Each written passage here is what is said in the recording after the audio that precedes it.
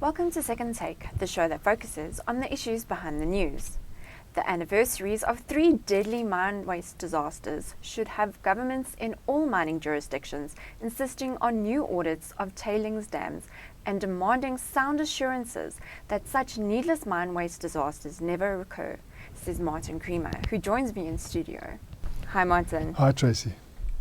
So the 5th of November marks the 1-year anniversary of the Samarco mine disaster. What led to this disaster? You know, I think it was a whole series of events beginning in 2009, and we're going to hear a lot about it, I'm sure, as the court cases unfold. We won't get details now, but it shows you that if those series of events did go back to 2009, what a serious dereliction of duty it is. Now, mining companies are not popular as it is, but if they go through this terrible dereliction of duty, how much more will you be disliked? And by the 2 richest mining companies in the world. Here you've got BHP Billiton, the biggest mining company in the world, with Vale, used to be state-owned. It should know better. It's listed on the New York Stock Exchange, not even checking on the state of their dumps, which are an eyesore enough, against the background of tragedies like this that have occurred around the world. You'd think that I'm talking about the anniversary of Aberfan in Wales, that coal sludge which killed like 116 children and about 140 people. You'd think that would have been enough to wake people up, that they checked, but it wasn't. In South Africa, we in the 90s, we had the Maryspruit disaster, where you had Rand mines, big and beautiful, having Harmony, which was then a lease-bound mine. It's not like the Harmony that's now on the stock exchange, having Maryspruit and not looking after that tailings dam. And people at 4 a.m. finding themselves drowning in tailings. It's inexcusable. And from what I can see in South Africa, there wasn't great compensation for those people. And you wonder, was this interrogated sufficiently?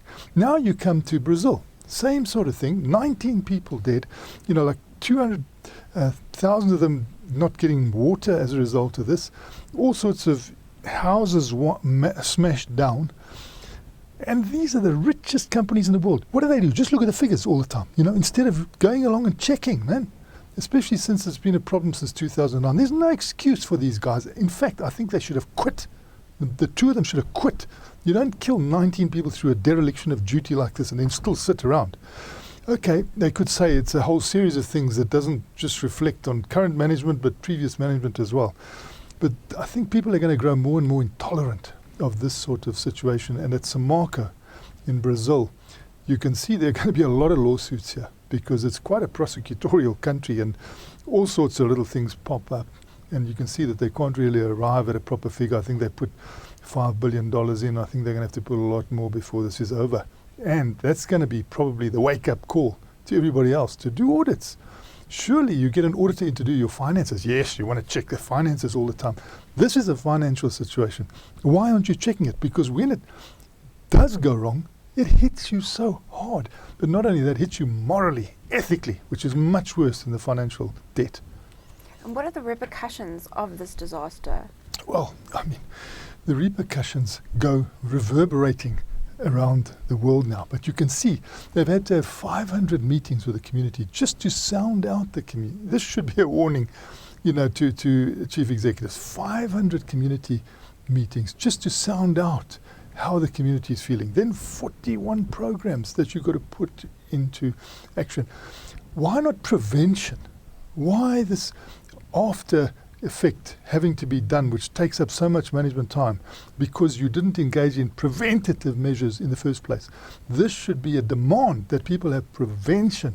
So you don't want the cure as they're trying to do now, which you'll never cure. You can't bring 19 people back to life.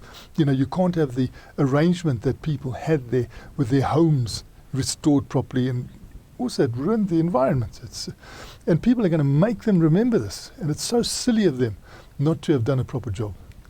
Do you think that BHP Billiton and Vale have managed the situation correctly? Well, look, at least they put it on top of their agenda, when they went to the AGM in London this week. BHP Billiton particularly put it right at the top of the agenda because they realize it should be there. And they spoke about, all the sort of situations of getting a new technology or a new process involved called the Canadian dam measurement of how these tailings dams should be this also occurred when we had the Mary Sprat disaster. Oh, the buttresses weren't at the right angle, they were saying. Meantime, nobody was really checking it properly. And if the buttresses weren't at the 45-degree angle, heck, that should have been changed way before the disaster.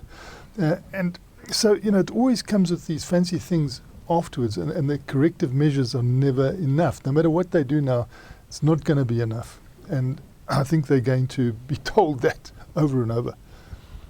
And what do you think CEOs should be doing to prevent such disasters going They forward? should be looking at new technologies. How can we mine the same way that we've been doing for hundreds of years? I go out to some of our old mines on the West Rand here, and you see those tailings dams. We're still doing it the way the pioneers did it ages ago. Okay, it is helping at the moment because there's still a lot of gold in there, and you can remove it, and this time around, you can do the right thing. But will they be using all those materials properly? Surely there should be no residue. They're always looking for a new deposition site. What about making bricks or something and as part of your social and labour plan and giving them into people at a special rate or something like that? But dry stacking is a possibility now that they've been talking about. These dams are called dams because there's so much water, there's so much moisture around the place, and that is a risk because as your dam's full, and if your walls and buttresses haven't been put up properly, there's going to be a dam burst. These are not proper dam walls. These are built up with slime and sludge and different materials. So there's risk there. They must start taking this risk away early. There's also risk of that polluted water sinking into the ground and causing further pollution. These days they put big plastic liners and things like that, which does help. But why not go for a new technology? And why haven't we heard so much about dry stacking? Is it because it's too expensive, or what is the basis of this, where you can, the structures are far drier than what we're used to, and even then, perhaps you've got a situation if there are very heavy rains, there's going to be a risk. So why aren't they doing some research into technology to have less of this waste on the dump? Why aren't they engaging in selective mining, where they don't take all this useless waste out? Surely their shareholders should be saying to them, that's a waste, that's stupid, you're wasting money. And get the gold out, the gold, and only the gold, the way you blast. There are techniques to do this so that the gold pops out and everything stays there, and any backfill you put back. That should be backfill. It should be going in. At this time of the mining cycle, that should be going back somewhere. It shouldn't be on the surface somewhere causing all these environmental problems.